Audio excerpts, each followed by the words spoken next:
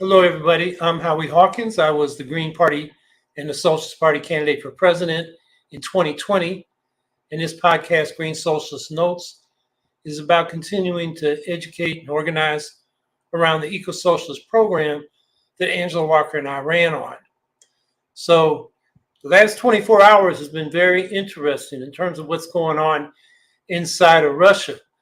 Now, the latest news, basically, if you haven't heard, the Wagner private military company led by Yevgeny Prigozhin, started what he called a march for justice on Moscow. And he said he wanted to take out the leaders of the Russian armed forces. He didn't name Putin in particular, but Putin's response was, this is treason. Now, in the last maybe hour and a half, there have been reports out of Russia that Lukashenko, the leader of Belarus, brokered a deal between Putin and Prigozhin, where Prigozhin will go back to the Wagner bases in western Russia, just outside of the Ukraine border, or in the Donbass itself. And all charges against Prigozhin will be dropped, and they're going to go back to being one big happy family, which I'm skeptical of. But let me just go over, how this was unfolding and how significant it was. The Wagner private military company has 25,000 battle-hardened troops, and they, in 24 hours, made fast progress toward Moscow. Reports were that they were within 60, and then others 120 miles of Moscow. They took control of Rostov-on-Don, which is a city where the Russian Federation's military operations in Ukraine are headquartered. And it seemed that Prigozhin was all in on this. He had burned his bridges to Putin, and it had really come down to, is it him or Putin? And he claimed as he was going there that the Russian Federation troops were coming over to him. Another faction here is the Chechen leader, Ramzan Kadyrov, whose forces have been fighting kind of independently of the Russian Federation and, of course, the private military company Wagner. But he was coming ready to confront Prigozhin's forces. And, Prigozhin is somebody who knows how to do civil wars and coups. He's been involved in Syria, Central African Republic, Mali, Burkina Faso, Libya, Sudan, Mozambique. He's been all over Africa, backing dictators, fomenting coups. Right now in Sudan, he's on the side of the Rapid Support Forces, one of the two factions is fighting. So he knows how to do this stuff. And, what this was raising in questions was, is this conflict going to distract and demoralize the Russian Federation troops in Ukraine? Would Ukraine be able to take advantage of this for a counteroffensive, for its counteroffensive? There are nuclear weapons all over the Russian Federation. They got most of any country in the world. Would they remain secure if this became a full-out civil war? And then it was interesting that yesterday morning when Prigozhin announced what he was going to do, he claimed that the Russian Federation had attacked his forces in their bases. And I saw a video on that. I'm not sure that was true. The Russian Federation said it was not true, but it was a good pretense for this so-called March for Justice on Moscow. And but what he said when he announced was that the whole war that the Russian Federation had launched on Ukraine was on false pretenses. He said that the Ukrainians were not assaulting the Donbass or about to do a major assault when the full-scale invasion started. And, he would know. He was part of the Russian forces that went in undercover to seize power and promote the so-called People's Republics of Donetsk and Luhansk. He was really undercutting the whole Russian propaganda narrative for the war about saving Russian speakers. He said, no, we were killing them. That's what the so-called special military operation was doing to Russian-speaking Ukrainians. On the other hand, would that mean he'd pull out of Ukraine?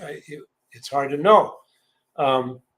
he's not a positive option. He's definitely not a nice man. He's a ultra ethno-nationalist, at least as much as Putin. He's the indicted head of the Internet Research Agency, troll farm that was interfering in the 2016 U.S. elections, according to the Mueller indictments. And until about last September, Pagosian said he had nothing to do with that Internet Research Agency or with the Wagner private military company. And then suddenly he came out with a very high profile saying, yeah, I'm running the Wagner Group. I'm also, active in interfering in Western elections. And he said he was good at it. So he became a very public figure. And he was known for basically being brutal. There are a number of massacres and mass rapes in these various African countries where the Wagner Group, in return for supporting dictators, gets mining concessions for gold and blood diamonds, and it's brought in, billions of dollars to the Wagner Group.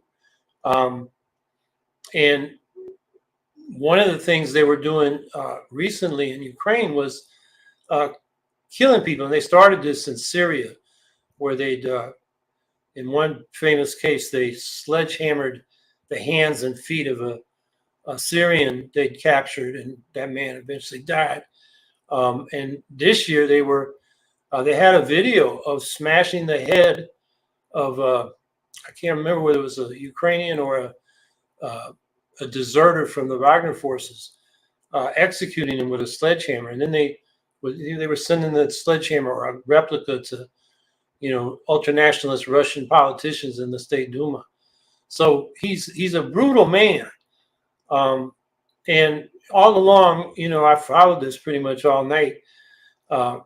It's hard to get confirmed information, but it is a development that may still and certainly could have had enormous consequences. Russia has a history of undergoing radical change and revolution after military defeats.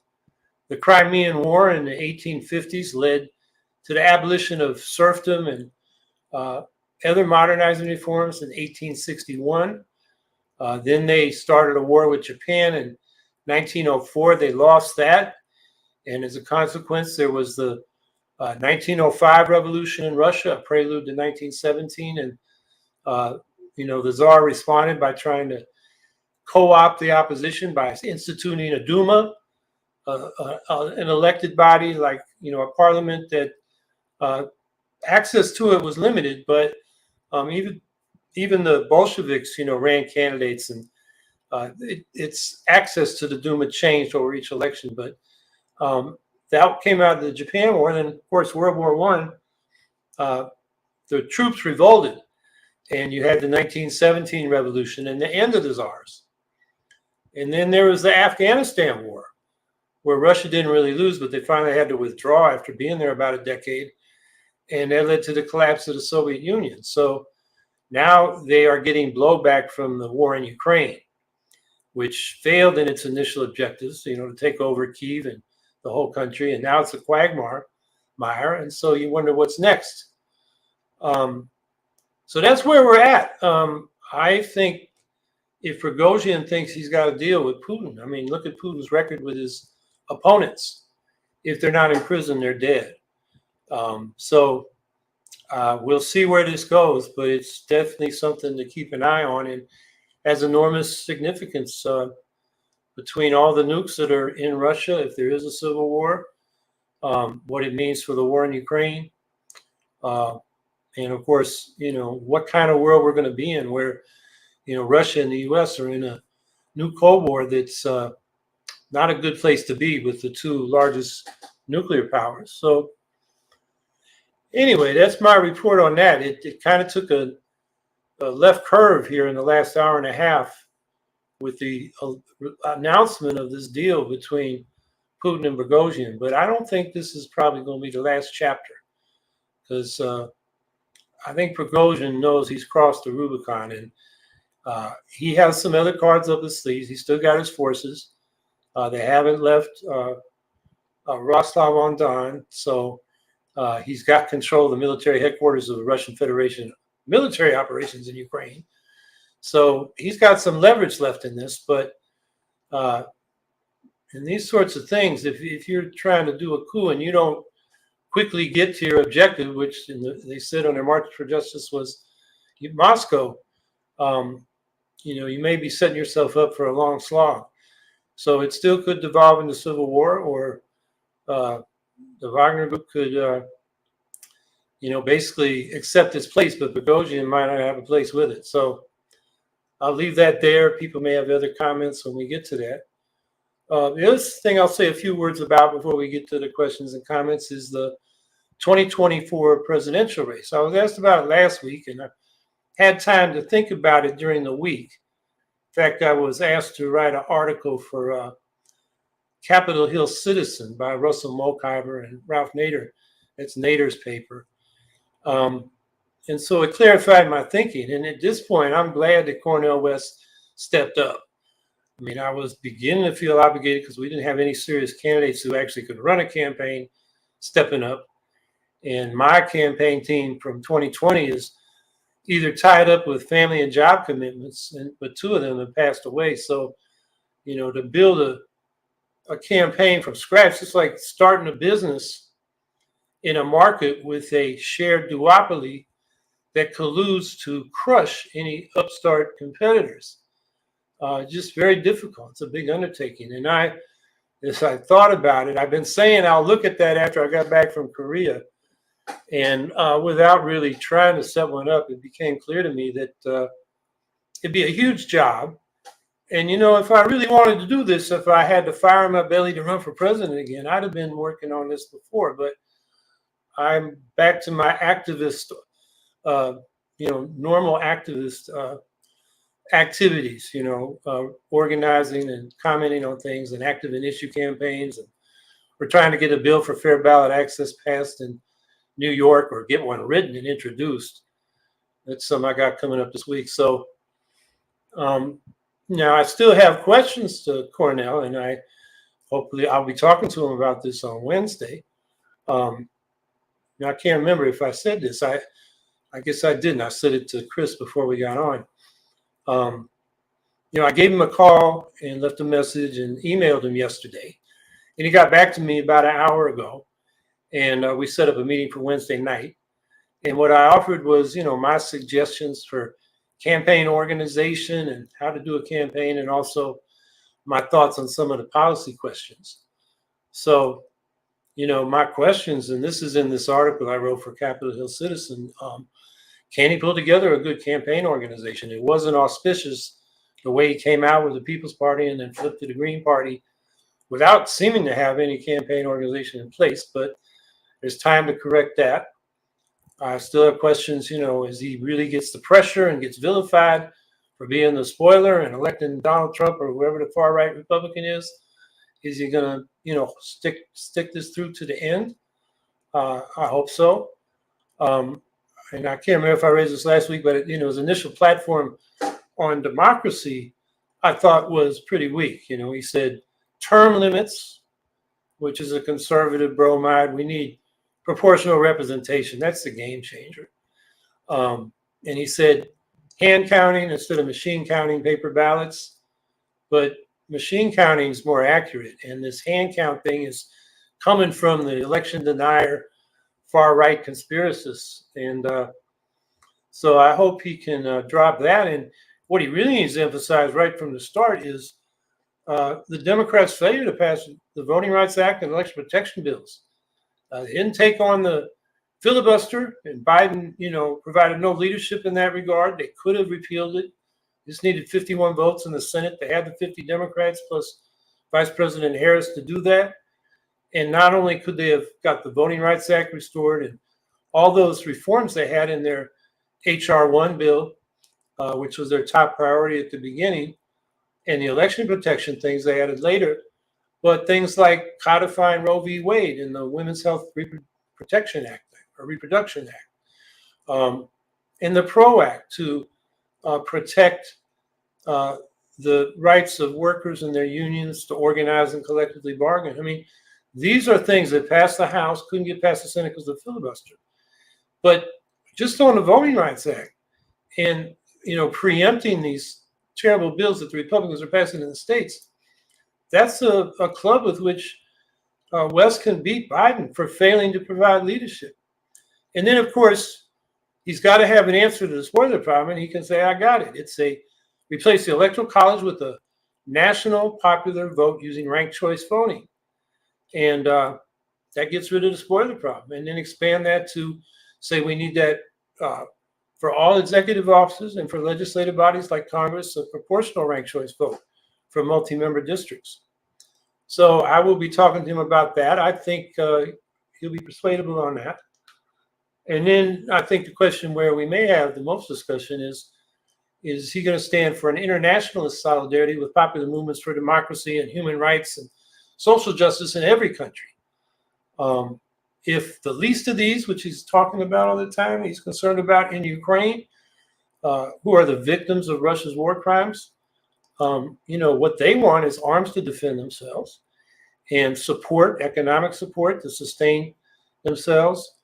And what Cornell's come out for, after both criticizing Putin as a gangster and Russia as imperialist, he also criticizes NATO expansion, which is fine, but what he comes out with are the two top demands of the Russians, which is to cut the arms to Ukraine and have an immediate ceasefire in negotiations, which would solidify Russia's hold on the occupied territories. So I will be talking to him about that. I think I could arrange a briefing for him by Ukrainian leftists who would, feminists and socialists who would give them their point of view, which is, pretty consistent with the masses of Ukrainians. So we'll see where that goes. But, at this point, I think even if we don't come out on the same place on every issue, 99 out of 100, we probably will. And so supportive, or at least critical support, is probably where I end up. But so anyway, we'll be talking about that on Wednesday, and that's where that stands. So what's on your mind, your questions and comments? Frankie Lee, I'm ready to be all in for Cornell, but I want to be sure there are no ties to the donation grifter Nick Brana remaining. Yeah, from what I gather, and this is mainly from Chris Hedges on some of these interviews on podcasts,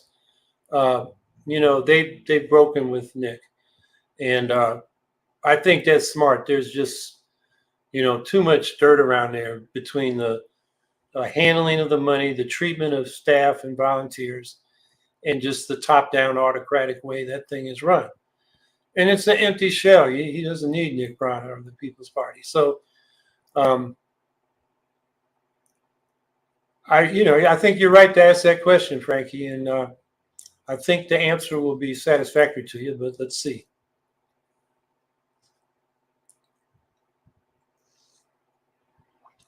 Amy L. Sachs, does anyone know if the National Green Party has considered moving the presidential primary forward in order to be more in line with the normal ones? Well, normal for the major parties is late in the summer, midsummer to as late as Labor Day, which Obama did in 2012. Third parties tend to do it earlier. The Socialist Party, does it in the fall, although I don't know if they're going to run a candidate this time. Other third parties tend to do it earlier in the year of the election. And that would be good for the Green Party because, a difficulty I had in 2020 was that not being the nominee all the way until, when did we do it? In July sometime, I believe. The media, basically disregarded our overtures for interviews and what we sent out in news releases because they're saying you're not even the candidate yet, so we're not going to talk to you. The sooner we settle on a candidate, the better. On the other side of that is when you want to qualify for matching funds, the deadline is the last day of a major party convention, or the day a major party nominates their candidate, either the two, the latest one, or if you're a third party candidate, a convention for your own nomination. which would be the Green Party, or it could be a state third party. So the National Green Party hasn't, I think, had a good discussion of this, because there are advantages to doing it early for the candidate, but disadvantages as well in terms of matching funds. So it's a discussion the National Committee should have in the national leadership, and they really haven't focused on it. I think now that Cornell stepped up and they've started to focus on the presidential race, there may be some discussion, but the tradition has been to do it sometime in the summer, like the major parties do. We were arguing in my campaign for as late as possible for the Green Party to help with matching funds. By that point, when they were setting the date, I think it was a time when we already knew that we were having this problem with the media, because they were saying the Greens don't have a nominee, so we're not going to talk to y'all.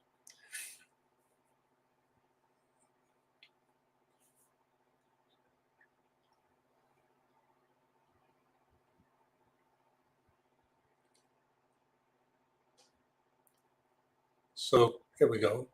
Scout Trooper 164. This topic was heavily spoken about last week, so I'll only mention it once. West running for the Greens could possibly help get 5 to 15% of the vote we need for his recognition. I'm not a psychic, though. I think you mean for the third party's recognition. At the 5% threshold of the popular vote, the Green Party under current law would qualify for public funding in the 2028 election. That's all it does. It doesn't help with ballot lines or any kind of status with the FEC. It just qualifies us for that funding, which is a good goal. The polls I've seen have had Cornell at 6%. We've been there many times, with Nader, with Jill Stein, because, at this point, a lot of people don't like Trump or Biden and they want an alternative. 5% is going to be difficult, particularly if it looks like a close election. And Steve Welder says provides gravitas. I think it is a psychological barrier that, kind of puts us out of the low single digits into the mid single digits. I think, the more votes we get, the better. But all I'm saying is 5% relates to qualifying for public funding. That's the only formal thing it satisfies. But it'd be great, because if we did reach that, I think in 2020, the public funding for the major party candidates, which they didn't want because it was peanuts to them, their fund was over $100 million. We would get a prorated amount of that between 5 and 25%. If we got 25%, we get the $100 million too. So we're talking about millions and millions of dollars for the Green Party. And we wouldn't have to wait to spend it on the 2024 election. We could spend it, we believe, on things like organizing state parties to get ready for that 2028 election. So it could be used for a lot of organizing purposes, to put people on the ground, field organizers, and, really build the infrastructure of the Green Party for 2028. We haven't been in that position, and you always got to run these things past the FEC before you spend it, or you're going to end up in trouble. But we believe that it could be used for those purposes, which would be a huge asset for us.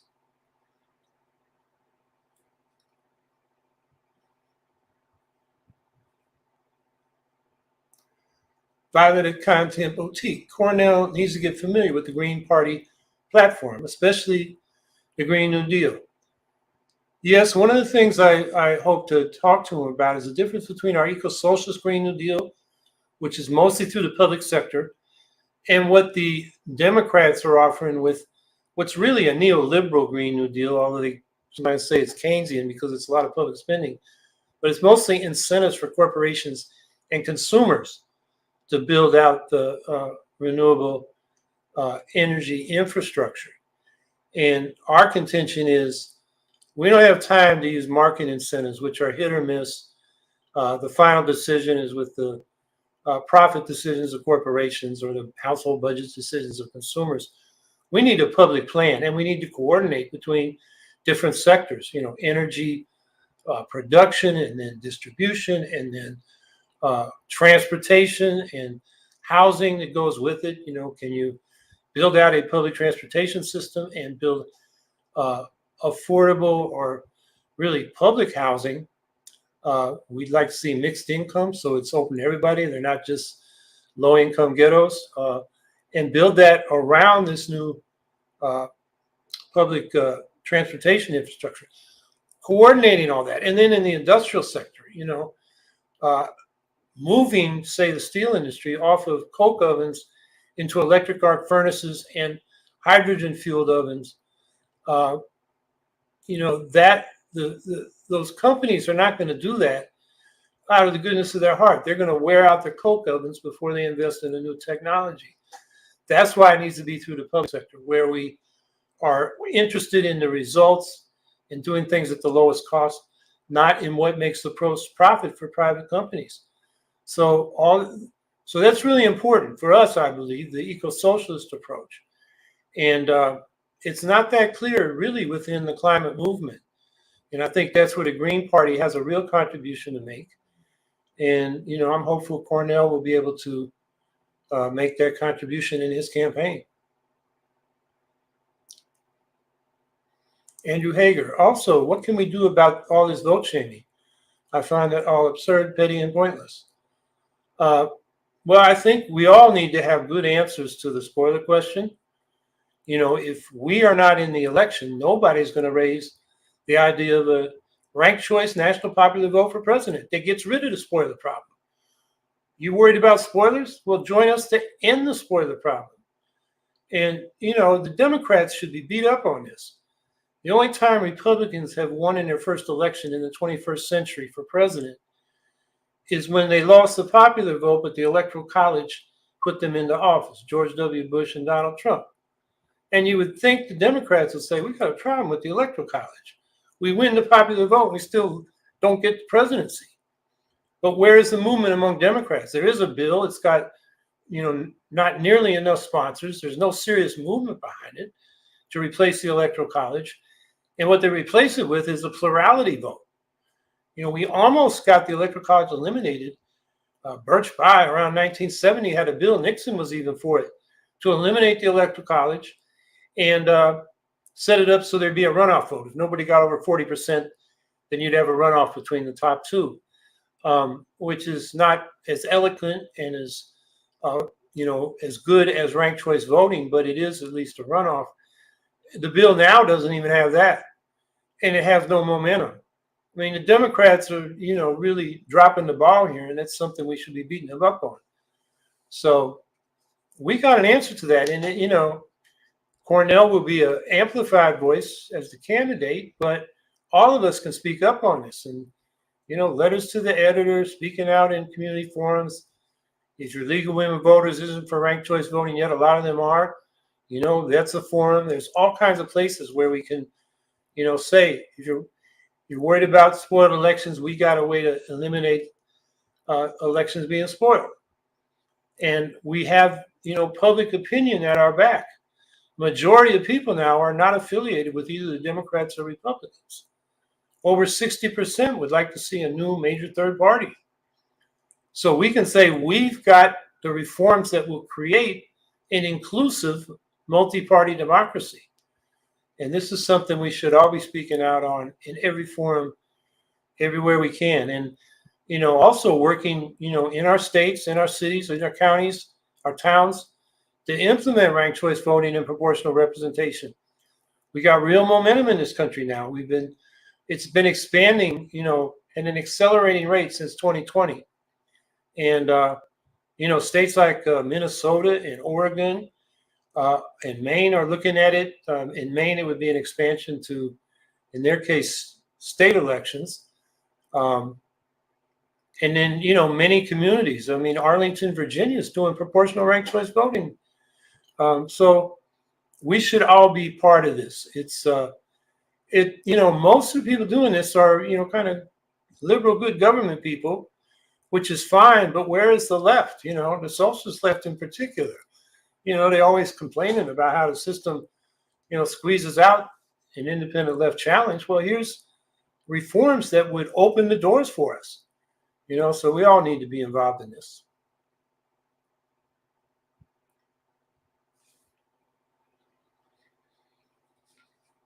Jared Andrews, Howie, do you think Cornell could be pushed to say the S word, i.e. socialism? I think we should push any candidate that wants our vote to openly embrace socialism, even if only by invoking the name. Yeah, Cornell is not shied away from the S word. And I think, you know, when you're campaigning, there's a time to raise it and a time not to. Depends on your audience and the context. Because voters don't vote for isms, they vote for issues. And more than that, people they trust to be on their side. It's a gut thing, not a mental thing. On the other hand, you have a platform where you can say we need system change, not just, you know, replacing a few people in the elite. And then talk about socialism as economic democracy. It makes political democracy real instead of being what we call bourgeois democracy on the Marxist left, which means the state is controlled by the capitalists. Some people confuse that to say, oh, it means liberal democratic rights like free speech, assembly, the right to form independent unions, and they say, oh, those are just bourgeois rights. No, those are rights the socialists fought to win. We don't want to lose those. The problem with bourgeois democracy is it's a capitalist democracy where the capitalists have enormous power, influence in elections, but also in the private sector. You know, they can go on strike just like workers can. Stop investing, wreck the economy if reformers come into office to discredit them and then get their own people back in. So that's the problem with so-called bourgeois democracy. And so there's a lot of opportunity there. And so, you know, if you're doing a stump speech to, you know, candidates or you have your canvassers out there, you want to talk about the issues and what a, you know, champion of the people Cornell is. When it comes to other forums where you're, you know, have a chance to elaborate, then, you know, talking about why we need socialist transformation is that's where you get an audience. So in any case, I don't think it'll have to be pushed. It's really, I think, you know, how to do it in a way that appeals to people. I mean, Sanders got away with it. He didn't run on socialism. He was asked, are you still a socialist or a democratic socialist when he first ran in 2016? And he didn't back away from it. And then he was campaigning for Medicare for all and so forth. And people said, well, if that's socialism, I guess I'm for it. It opened the door to that larger discussion. I think that's how you got to approach it in an election campaign. But I think, you know, Cornell's not afraid of the S word.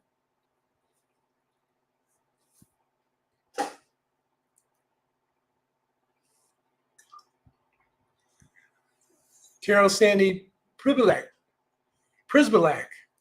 Those Polish names always get me. Can you touch briefly on Randy Toler, also a candidate, and his claim that he is founder of the Green Party US? Yeah, Randy, when we first got started, Randy Toler popped up saying this is 1984, saying he had started the party back in the 70s. Of course, nobody heard it. We didn't see anybody else in the party. But he was able to pawn himself off to the New York Times and claim the Green Party was endorsing Mondale. Now, that's a long time ago. What was that, 40 years ago? So Randy kind of pulled back from the scene now. He wants to run for president. He's down there in Florida. He did support my campaign last time. I know he's raised some children. I met his daughter. But he can't claim to be the founder of the Green Party. That's just not accurate. And, you know, it remains to be seen whether he can put together a real campaign. I haven't seen much on his messaging other than a slogan, let's put the green back in the Green Party. I'm not sure what he means by that, but maybe he wants us to have a more environmental focus. I don't know. But Randy he's been around, but he didn't found the party. He didn't have an organization when he claimed we endorsed Mondale in '84. You know, we were just finished our first meeting in August in St. Paul, Minnesota, to begin organizing the Green Party. And even at that meeting, some people didn't want to form a party. They wanted to form a movement and influence both major parties. So there was still a lot of things to sort out, but there was no Green Party at the time that could endorse Mondale based on a decision of the membership. That just didn't exist then.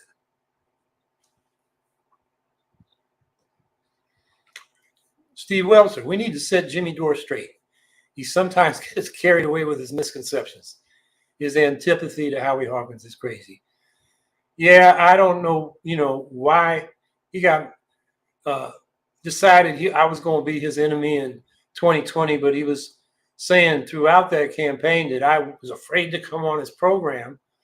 Every time he said that, our press people would say, I'm ready to come on. And finally, there was a lot of lobbying. I wasn't so enthusiastic about it. I did get on his program toward the end of the campaign. And, he let me lay out some of my issues. Then his last question was, when are you going to stop believing the CIA? Which is an insulting leading question. But it just showed his attitude. The last time I heard him was he was interviewing Chris Hedges. And he's talking about Cornel West, but Jimmy Dore throws in that I'm a CIA asset. And if I'm not being paid, I should be. And I was disappointed that Chris Hedges says, yeah, I don't know what happened to him. But I've been getting this crap, through the, social media. There's a whole set of podcasters, that are kind of Jimmy Dore wannabes. And I've become like their boxing, punching bag.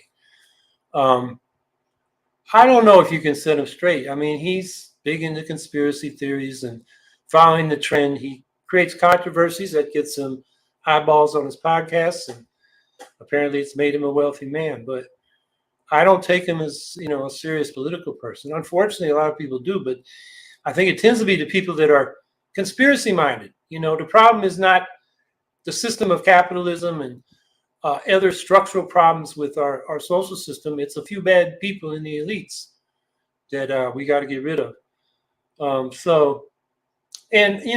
I think he's sort of taken this position. He's a populist that's trying to unite the left and the right populace. So he's quote unquote anti-woke, which is Cori Bush, I think, accurately pointed out is code language for anti-black. And they showed that on Juneteenth. Somebody sent me this clip where Jimmy Dore and his sidekick are making fun of Juneteenth.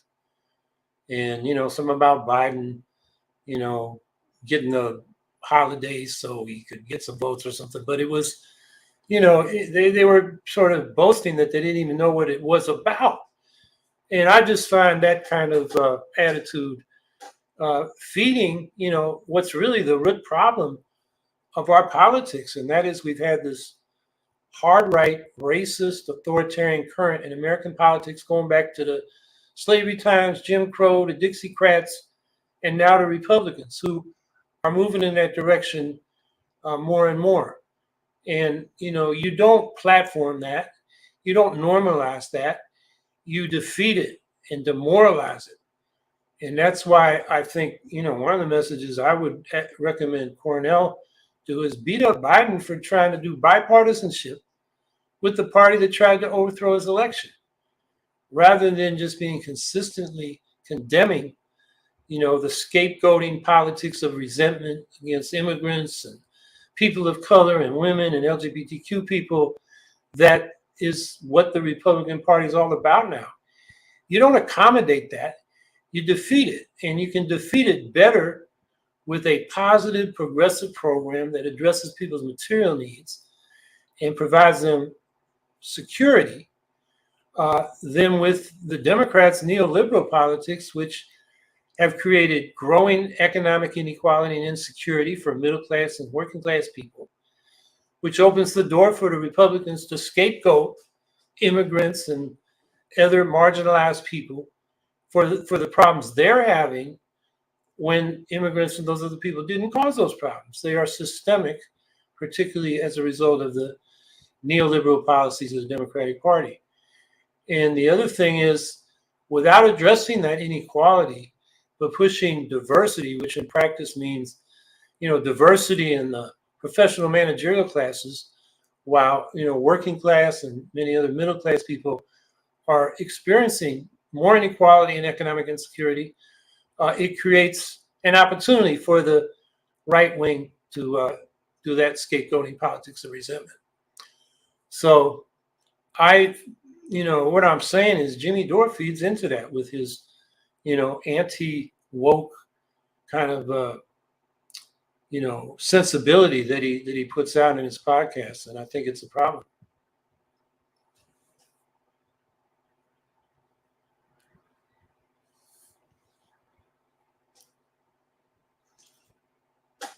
at war with dust. How much could defense spending be cut? Is there a budgetary target in the Green Party platform? I believe the Green Party platform says 50%, or at least it says deep cuts. I campaigned on 75%. And I took that from the fact that we cut our military spending by 75% over 2 years after World War II, before we immediately re-ramped it up as the Cold War got going. But it showed it could be done. And then during the campaign, there was a group that actually came out with a budget, proposing where those cuts could come from. They came up with 74%, close enough. But that's what I've been arguing. 75% would be a good first target. And I think that ought to be accompanied by real diplomatic initiatives to push for disarmament, particularly nuclear disarmament, around the world. If we cut our military budget, we're sending a message that we're not going to be, this aggressive, forward-based global military empire. We're going to focus on our own defense, maybe having a force that could go when the UN authorizes some kind of peacekeeping mission. And with other initiatives, like saying we're going to decommission our intercontinental ballistic missiles, as the late Daniel Ellsberg was arguing for, because they're really not needed for deterrence. But they do make us a target for other nuclear powers because they want to take out our ICBMs. With those kind of initiatives, we can then go with a strong diplomatic program to get other countries to cut back too and mutually disarm instead of mutually agreeable security arrangements. That's where we got to be heading. The exact amount of military spending to be cut, people can argue about that in the details and the weapon systems and all that. But the point is the direction we're going and how that integrates with a diplomatic approach. And really, I would say that, Cornell has a good phrase. He wants to head the empire to dismantle the empire. That's a good way to put it. And, we need a program that's very practical on that and says to other countries, and this is what I was going to say, that, a green president should say, we were wrong for many of the wars we've initiated: Vietnam, Iraq, Afghanistan, the Mexican War, the Spanish Civil War, Spanish-American War. We've been an imperialist power, and now we're not. We are changing our policy.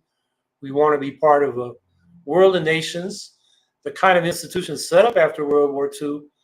We have kind of manipulated them, the UN and so forth, and the world financial institutions to serve our imperialist interests. And now we're saying, what's really good for our national security is to help other countries be prosperous and ecologically sustainable rather than be easily exploitable by US-based corporations. So, basically saying we're making amends, we're going in a new direction, and then going to other countries around the world and saying, let's work on this together and cut the armaments, turn the swords into plowshares, as the old saying goes, and really devote those resources to the Green New Deal, a global Green New Deal. David Schwartzman's, talking about that all the time. The resources, not just the money, but the metals that we need for a 100% clean, renewable energy system are in the military. Those metals are being, squandered there, as well as the financial resources. So, I still say 75% cuts as a first target. But I think the important thing we need to keep there is the link to diplomatic initiatives for, mutual disarmament and security with countries around the world.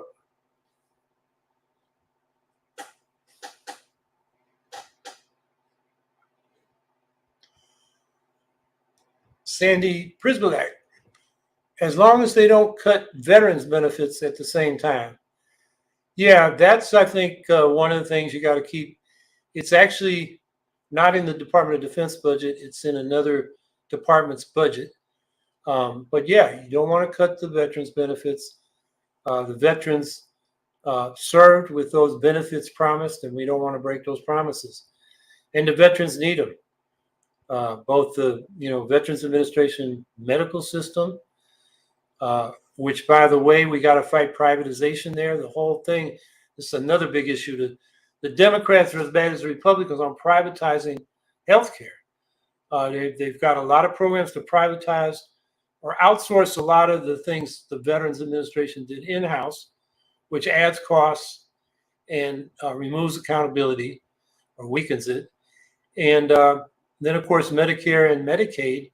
The goal of the current, Liz Fowler, who wrote the Obamacare bill, her goal is to have all Medicare and Medicaid beneficiaries in private health insurance managed care systems, which again increases the costs and decreases the accountability.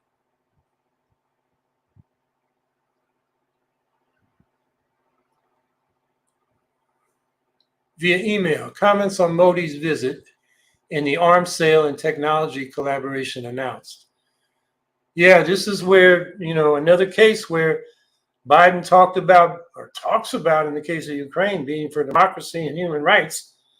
And he's dealing with these, fascist or neo-fascist, ultra-nationalist leaders like Modi or the leader of Saudi Arabia. Matt Duss, who was Bernie Sanders' foreign policy advisor, just came out with the article. I'm trying to remember where it was, but he just went through a whole litany of countries with terrible human rights records with which the U.S. is, doing business and supporting. And that makes whatever, the U.S. says about supporting democracy and human rights and independence and sovereignty in Ukraine hypocritical, because we're not doing it in these other cases. So there's inconsistency there, and it's something we should call out.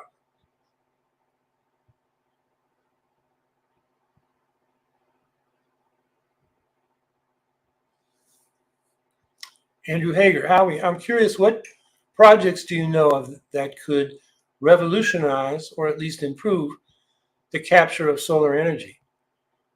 All I know is the technology keeps improving and the costs have just been plummeting. And I don't know of any, late innovation that revolutionizes or at least improves the technology. I just know it's improving and the costs are going down. That's the best I can tell you. I've been focused a lot on foreign policy and electoral reform or democracy reforms the last couple of years. Haven't been following so closely the renewable energy stuff. Via email, response to the media frenzy regarding the Titanic Sub this week. Yeah, that's typical of the way the media gets focused on one issue when there's a lot of other stuff going on in the world. There was a, human concern side to it because those 5 people we thought were running out of oxygen. Apparently, the sub imploded and they went quickly without suffering. So that's been resolved. But I think they could have covered it and still covered other stories. And, even the BBC, where I often go because they cover more of the world, was spending like half of their 30-minute broadcast on that issue. So, yeah, it was a little bit much for me.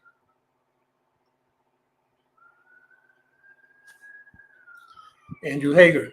So, Howie, what do you suggest we should do to support the WGA and boot old man Zaslav out of, I guess that's Warner Brothers Studios?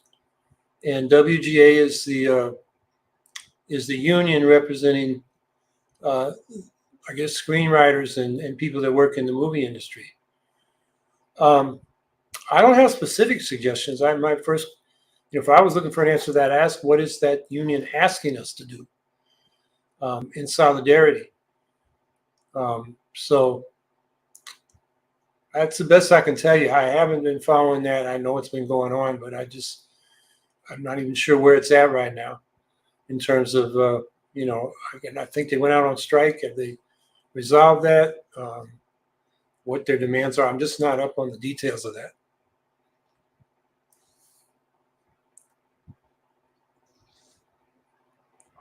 Writers Guild. Yeah, that's the union. Books. What books do you recommend about election integrity in the USA? The first book that would come to mind is really about how the Democratic Party is non-reformable. It's called Breaking the Impasse by Kim Moody. And it's the most up-to-date analysis of the internal structures of the memberless Democratic Party and why, a movement from below cannot take over the Democratic Party. And one of the problems with our elections is it's, two major parties. The system is rigged, so it's hard for parties like the Green Party to get on a ballot to challenge them. And then we have a winner-take-all plurality voting system, which tends to force people to choose lesser evils over their positive goods. And I see Steve Welser's got a good recommendation. Teresa Amato's book. I think it's called, oh God, it's on the tip of my tongue. Somebody should Google that.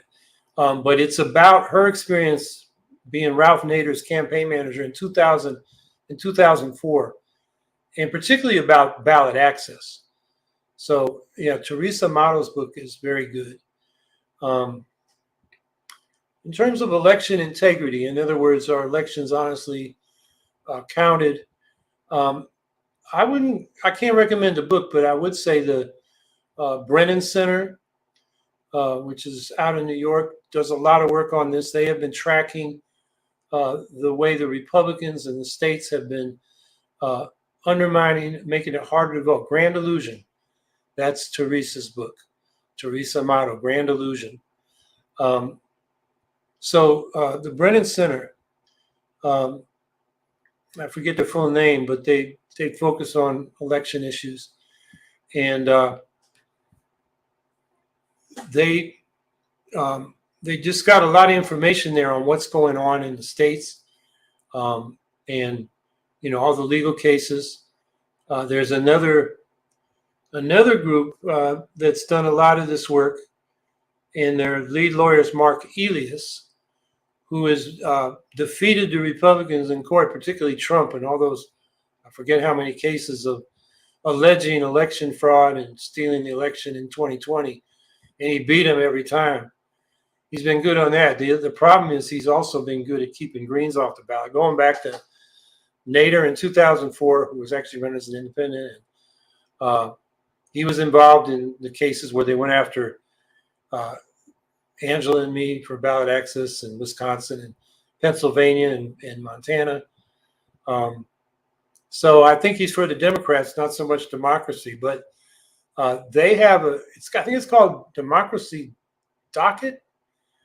They have a lot of just information on what's going on with these laws in the states where the Republicans are setting it up, not just to suppress the vote, make it harder to vote, but also change the results of elections by, for example, giving the state legislature the power to make the final decision about who won the election away from the election administrators and putting it in their own hands as partisan Republican legislators. So Democracy Docket, I think, is the website where there's a lot of good information there. Yeah, there it is in the chat. As is the Brennan Center. We need critical thinking. I would like the one on the black box voting. I like the one on the black box voting and how Greens did good. What happened in Ohio or something. Can't remember the name. Well, in 2004, the Greens did try to intervene because it's questionable whether Bush rather than Kerry won that state, and it would have flipped the election. And there's a lawyer who's been associated with the Greens out there, and Harvey Wasserman, who's an anti-nuclear activist, but worked with this lawyer whose name I just can't remember right now. They wrote a few books on that. And I know that lawyer believes that there was electronic manipulation of the vote in Ohio. And they provide a lot of good circumstantial evidence for that. I think that's probably what you're referring to. And yeah, I'm not remembering names good today. I got a cold and fever that I'm struggling with. And anyway, yeah, in Ohio, in the Green Party intervened in that to try to get legal remedy. And I think I may be confusing this with 2016. But I think it's the case that the Clinton, no, it wasn't Clinton, it was Kerry's people. Yeah, Kerry's people wouldn't support the effort. So yeah, that's the best I can tell you about that. There is, you know, there is a Green lawyer that was involved in that in Ohio. He's still based in Columbus, just blanking on his name.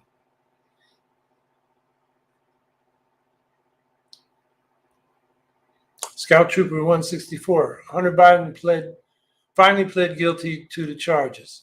Not surprising at all since he hopped back and forth. I'm not sure what you mean by that. You know, he pled guilty, you know, cut a deal with the prosecutor, which is the way most cases, they don't go to trial, they're bargained. So now the prosecutor apparently says that the investigation is still open, but most people think nothing more is coming forward. So he filed a false tax return, didn't file another one. And then he had a gun when he was using drugs. And so those are the three charges, and he's going to do probation for the gun thing and drug treatment. And then the others, he's, I guess, paying a fine, but not going to jail. So I know the Republicans say that was a sweetheart deal, but it sounds pretty par for the course to me for these kinds of cases.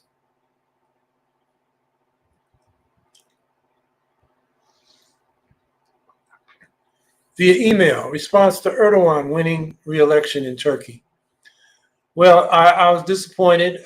The Green left in Turkey became the ballot line for the whole left in Turkey. Before it was a party, HDP. It was a leftist pro-Kurdish party that was attacked by Erdogan and brought up on a bunch of Trump charges and basically was facing banishment. So this coalition of 5 left-wing parties, including the Green left, decided they would use the Green left as their party to run their candidates on, even though some of them were from HDP and other left parties.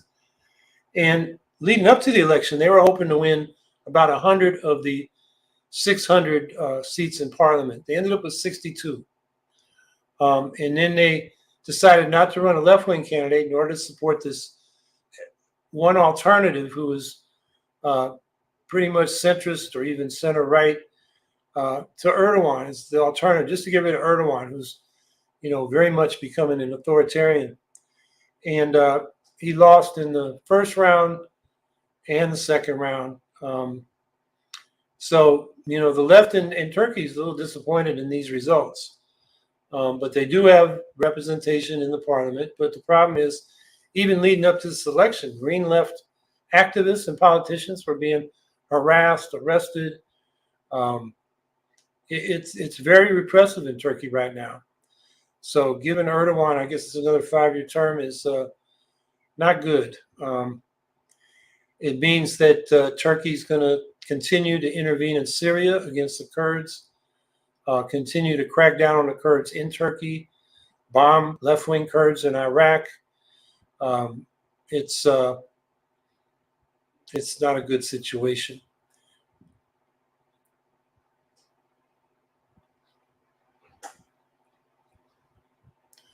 Steve Welser, get ready for #GreenEnter.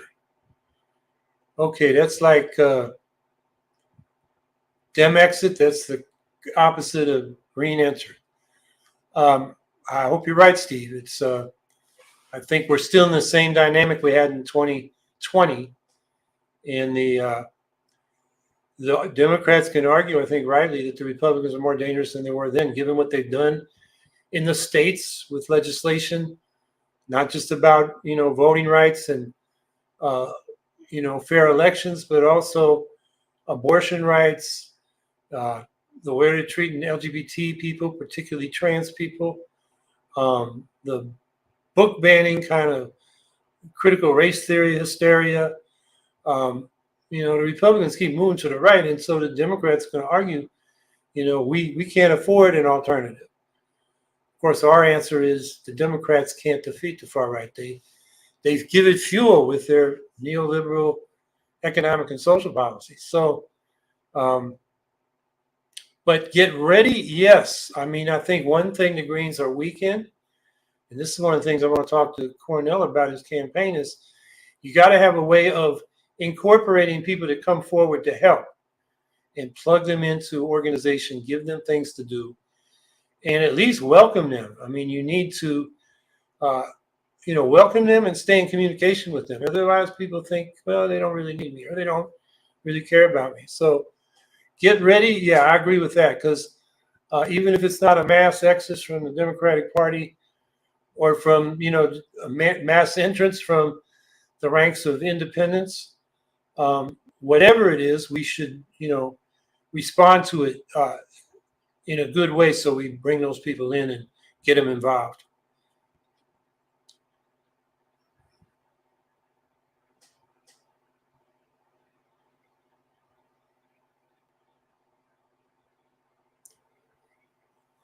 Okay, I guess that's the hour this week. As I said last week, I've got some invitations out to some good guests, and I'll be working on that.